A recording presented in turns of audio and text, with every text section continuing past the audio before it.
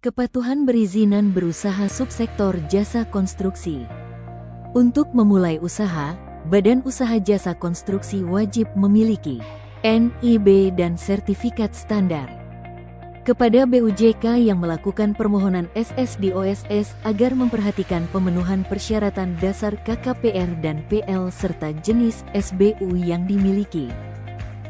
Dalam rangka memenuhi kewajiban perizinan berusaha, laporan pelaku usaha dilakukan berdasarkan laporan yang disampaikan pelaku usaha yang memuat kepatuhan pemenuhan persyaratan dasar, perizinan berusaha, dan PBUMKU, dan perkembangan realisasi dan pemenuhan kewajiban penanaman modal. Layanan SBU sebelumnya mengacu pada PP Nomor 05 Tahun 2021. Selanjutnya harus menyesuaikan dengan implementasi PP Nomor 28 Tahun 2025. Peraturan Pemerintah Nomor 28 Tahun 2025 adalah peraturan pengganti dari PP Nomor 5 Tahun 2021. Pemberlakuan layanan LSBU masa transisi berpedoman pada SK Dirjen Nomor 37 Tahun 2025 mengingat saat ini peraturan turunan PP 28 untuk subsektor jasa konstruksi masih dalam tahapan harmonisasi Rapermen. Dengan diimplementasikannya PP 28/2025 dan belum terbitnya peraturan turunannya untuk perizinan berusaha kegiatan jasa konstruksi, maka pengaturan bisnis proses layanan SBU pada masa transisi dimohonkan melalui portal perizinan. Kunjungi https://perizinan.pu.go.id/portal lalu klik login. Masukkan alamat email dan password lalu klik centang hijau dan login. LPJK menginformasikan kepada BUJK, asosiasi dan LSBU terkait layanan SBU yang dimohonkan melalui portal perizinan PU mengacu pada SK Dirjen Nomor 37 Tahun 2025. PP Nomor 5 Tahun 2021 dicabut dan digantikan dengan PP Nomor 28 Tahun 2025. Sertifikat Badan Usaha atau SBU sesuai PP 5 Tahun 2021 berupa format 3 halaman. Sedangkan SBU setelah pemberlakuan PP 28 Tahun 2025 berupa format 2 halaman.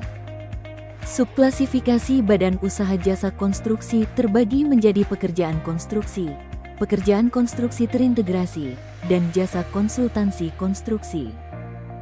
Penetapan kualifikasi usaha dilaksanakan melalui penilaian data dan dokumen persyaratan sertifikasi badan usaha yang memuat data penjualan tahunan, kemampuan keuangan, ketersediaan TKK, kemampuan dalam menyediakan peralatan konstruksi, penerapan SMAP, keanggotaan asosiasi BUJK yang terdaftar di LPJK.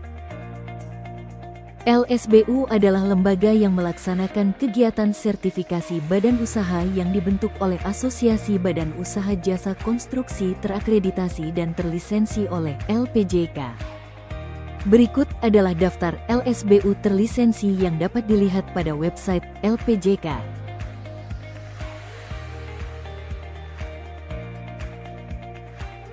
Berikut adalah data layanan sertifikat badan usaha selama periode tanggal 8 Oktober hingga tanggal 3 November tahun 2025 melalui portal perizinan PU.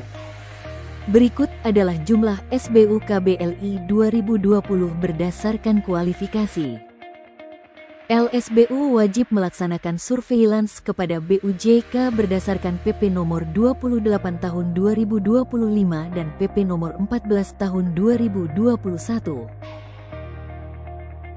Apabila LSBU menemukan bukti ketidaksesuaian persyaratan sertifikasi yang ditemukan dari hasil surveillance, hasil monitoring dan evaluasi LPJK, ataupun kegiatan lain, maka LSBU harus memberikan sanksi kepada BUJK. Sanksi tersebut dapat mencakup hal sebagai berikut: A. Peringatan tertulis. B. Pembekuan sertifikasi berupa turun tayang pada sistem informasi. C. Pencabutan sertifikat. Ketidaksesuaian persyaratan mencakup 1. Komitmen terhadap pemenuhan peralatan dalam bentuk hak milik atau sewa melebihi 30 hari kalender. 2. Komitmen terhadap pemenuhan jangka waktu sewa peralatan sesuai dengan masa waktu sewa.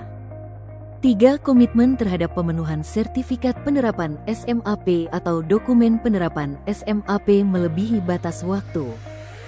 4. Rekaman penjualan tahunan digunakan pada lebih dari satu subklasifikasi. 5. Rekaman penggunaan peralatan pada lebih dari satu subklasifikasi. 6. PJBU, PJTBU dan/atau PJSKBU merangkap pada badan usaha yang lain serta tidak melaporkan pergantian tenaga kerja konstruksi pada badan usaha.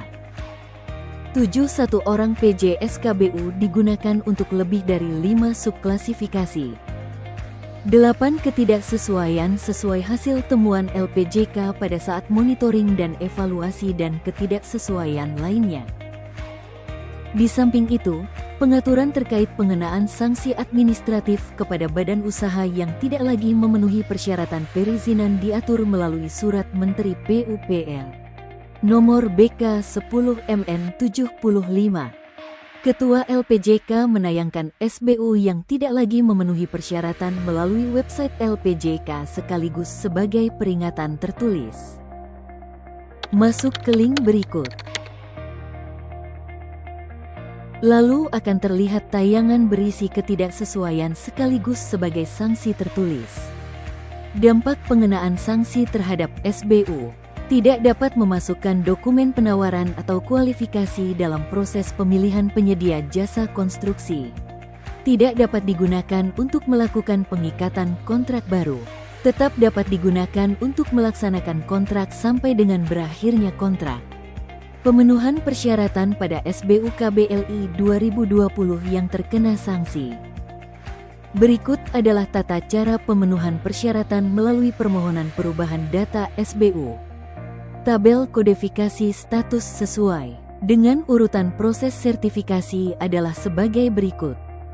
Cara pengecekan keabsahan SBU melalui aplikasi Jakontras. Klik fitur scan barcode, arahkan pada barcode yang ada pada SBU maka akan muncul data badan usaha dan masa berlaku SBU.